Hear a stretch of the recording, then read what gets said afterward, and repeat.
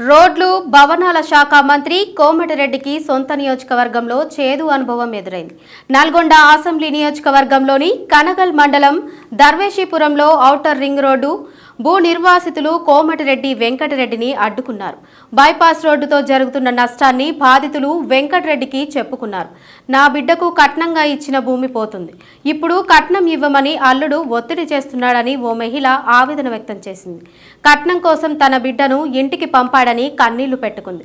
2 నెలలుగా తిరుగుతున్నా ఎవరూ పట్టించుకోవడం లేదని చెప్పుకొచ్చింది.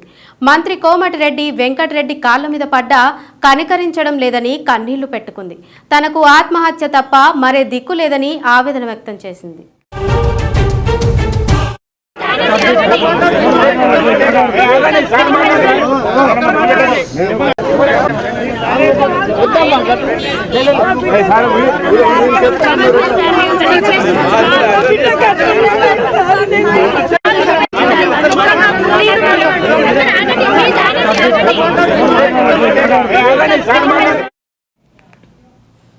ఆదుకోవాలని మంత్రి కోమటిరెడ్డి వెంకటరెడ్డి కాళ్ల మీద పడ్డా ఈ విషయంలో తానేమీ చేయలేనంటూ మంత్రి కోమటిరెడ్డి వెంకటరెడ్డి చేతులెత్తేశారు.